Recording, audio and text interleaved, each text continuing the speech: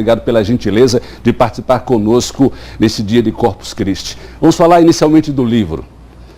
Qual é o dever da esperança? Boa tarde.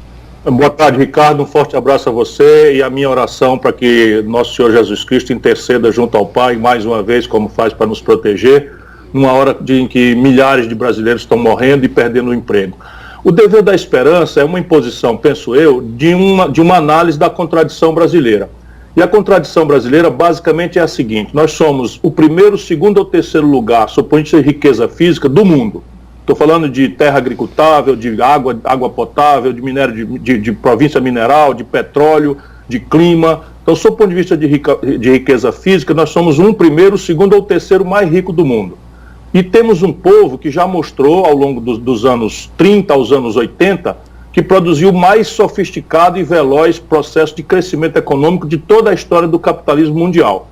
E, de repente, essa contradição se apresenta agora. Um Brasil que crescia e agora está simplesmente aprofundado na pior crise econômica da história, que simplesmente está destruindo a nossa base industrial, caiu de 30% do PIB para 10%, e mais grave que tudo, destruindo a nossa convivência pela injustiça social que descamba para a violência. Já são 100 milhões de brasileiros, pela primeira vez na história, mais da metade do povo do Brasil, empurrados ou para o desemprego aberto ou para a informalidade mais selvagem, sem qualquer proteção da lei, nem agora, nem nas dificuldades da velhice. Então, em cima dessa contradição, eu mostro que o Brasil tem que estudar um projeto, entender as doenças e fazer uma solução de um projeto nacional, o que nos permite ter esperança com o pé no chão. Ciro, eu sei que o livro não é feito de um dia para o outro, não é editado de um dia para o outro, mas estamos vivendo nessa pandemia. A pandemia foi tratada também no livro? Ele já estava na editora, eu trouxe de volta e fiz uma introdução, porque o livro, como você próprio destacou, é um livro construído ao longo de 3 anos de amadurecimento, de consulta, de inteligência, de tudo que há de mais interessante no pensamento brasileiro e internacional sobre essas coisas de modelo econômico, de projetos nacionais. Entretanto, o livro, como não é datado, ele fica ainda mais claro, mais atual, quando, por exemplo, eu falo na questão da reindustrialização do país, só para dar um exemplo prático, e eu denuncio que o Brasil permitiu-se destruir a sua indústria de complexo da saúde. E aí vem uma pandemia desastrada como essa e o Brasil está tendo que importar respiradores da China. Eu acabei de ver a notícia que o governo de Sergipe está trazendo mais 10 respiradores. Se ele pudesse, ele teria trazido 100. Só que não existem os respiradores no mercado brasileiro, nós temos que importar do estrangeiro, como estamos importando máscara, não é, touca de enfermaria, bata para médico, o que é um desastre completo. Portanto, o livro, a pandemia é mencionada na introdução e nas outras edições ela vai se entranhar mais gravemente, porque especialmente em matéria de modelo industrial, o livro já revela a tragédia do país ficar dependente do mundo, não é? E eu mostro como a gente pode sair disso. Mas mais grave que tudo é que eles agora estão quebrando o Brasil. Deixa eu só lhe dar um número. Nesse momento, o Brasil, já com números de abril, destruiu 1 milhão de empregos por mês. Nós estamos avançando para destruir 6 milhões de empresas, especialmente pequenas e médias empresas, que respondem por 7 em cada 10 empregos. E a conta pública, no pior momento de investimento, é a pior falência das contas públicas brasileiras de todos os tempos, e não há sequer um plano para a gente botar defeito, elogiar, fazer sugestão para enfrentar essa tragédia. O Brasil terminará esse ano com uma queda no PIB entre 6% e 11%, é a pior disparado, 4 vezes a pior coisa que já aconteceu no Brasil, e as contas públicas vão terminar com 670 bilhões de reais de buraco entre o que o governo arrecada e o governo aplica. O senhor fez uma análise macro, aí eu aproveito, já que o senhor está trazendo para esse ponto aí, para falar sobre política nacional. 1 ano e 5 meses do governo Jair Bolsonaro, qual a análise que o senhor faz? Tivemos manifestações, o senhor fala muito em polarização, qual a sua análise? Nós temos 3 crises, cada qual a mais grave, a mais profunda e ameaçadora sobre as costas da sociedade brasileira, da família brasileira, e a gente precisa iluminar a consciência delas, porque sem uma grande participação do nosso povo será muito difícil. A primeira crise é a crise de saúde pública. Nós tivemos, ao redor de 1918, a pior crise de saúde pública, que foi a gripe espanhola. Pois bem, agora já temos 39.797 brasileiros mortos, 264 em Sergipe, e isso é apenas o começo de uma pandemia em que os cientistas estão projetando ali por agosto 120 mil brasileiros mortos.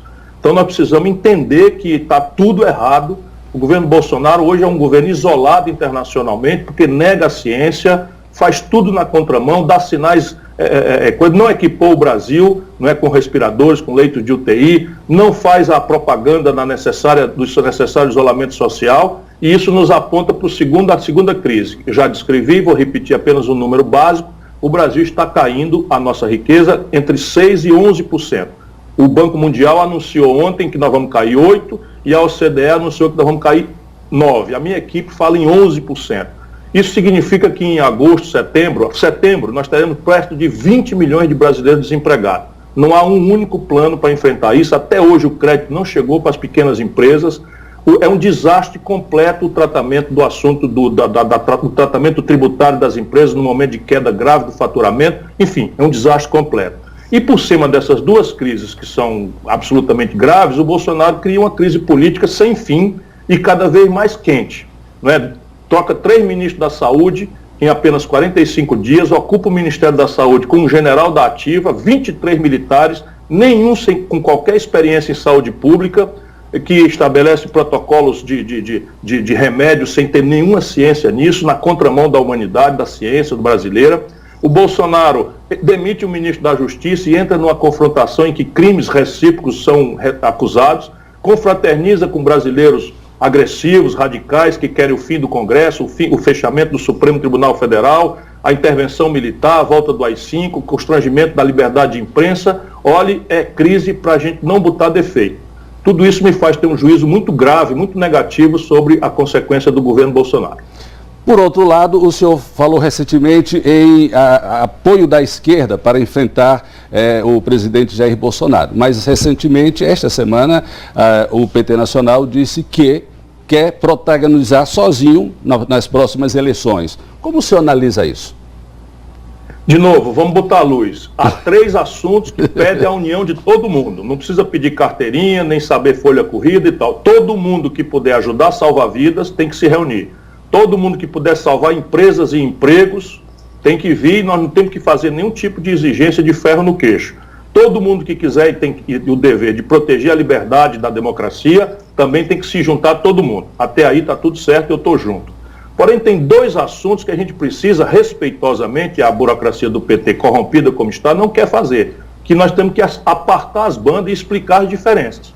A primeira é tentar ajudar o povo a entender o que aconteceu com o Brasil para a gente chegar a esse fundo do poço social, econômico e de saúde pública. Se a gente não amadurecer humildemente, nós não vamos entender porque que 70% do povo de São Paulo, do Rio de Janeiro, de Minas Gerais, do Rio Grande do Sul, do Norte brasileiro, do Centro-Oeste brasileiro, votaram no Bolsonaro. Né? Isso é o que aconteceu. 70% em números redondos do povo brasileiro, que deu muitas vitórias ao PT, agora votou no Bolsonaro. Por quê? Porque o PT produziu a pior crise econômica da história, generalizou a corrupção e fez das eleições de 2014 um estelionato eleitoral. A Dilma prometeu uma coisa e entregou completamente diferente. O desemprego era 4, passou para 14, o crédito que o Lula expandiu virou inadimplência e humilhação, 63 milhões e 700 mil brasileiros com nome sujo no SPC, né? Garotos que foram por fiéis estão inadimplentes sem dar conta de pagar, 5 milhões e 500 mil microempresas que cresceram ali no primeiro momento, né, do preços altos dos produtos brasileiros, quebraram, foram para o Serasa. Isso explica o Bolsonaro, na minha opinião. E a segunda coisa que a gente tem que apartar também, respeitosamente, é propor ao povo brasileiro uma saída.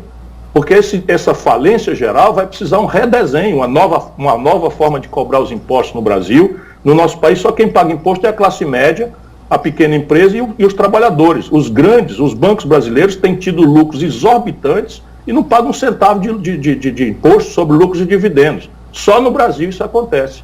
Por quê? Porque durante esses anos todos nós não fizemos isso. O IPTU de São Paulo arrecada mais dinheiro do que toda essa grande fazenda, não é, do agronegócio, que a gente deixa a pequena propriedade rural, né, o Nordeste, que não tem grande produtividade, com imposto baixo ou sem imposto, está de bom tamanho.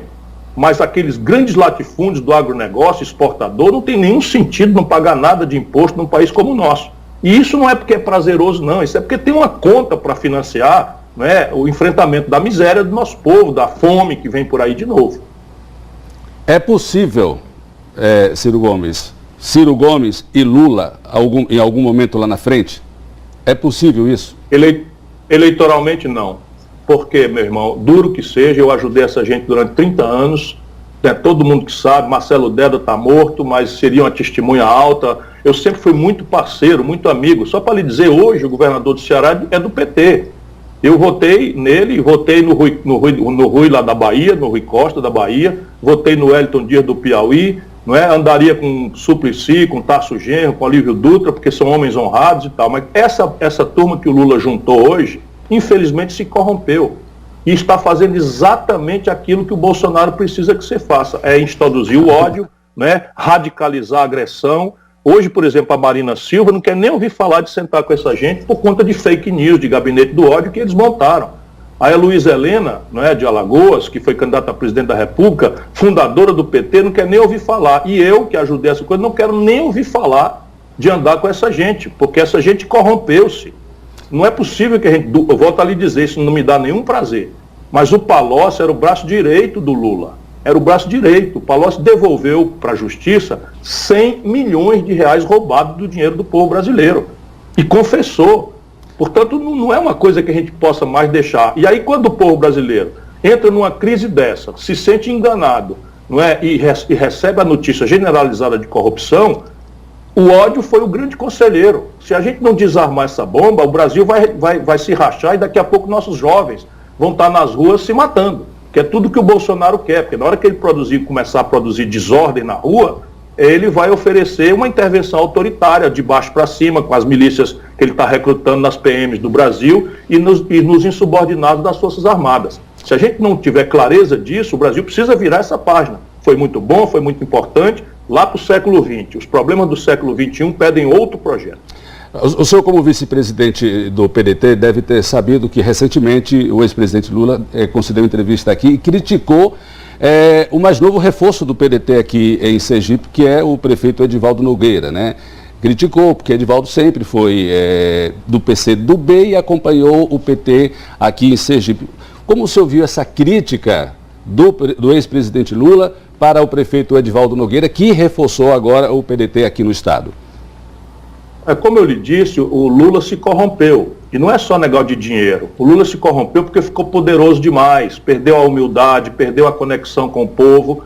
E aí ele não percebe o que está fazendo. O que ele tem feito de bobagem e tem estrangulado a nossa sorte de conseguir tirar o Brasil dessa encalacrada para onde ele nos levou, é bem esse exemplo disso. Lá atrás, o Flávio Dino, não é? Ele fez uma intervenção federal do PT para apoiar a Rosiana Sarney contra o Flávio Dino.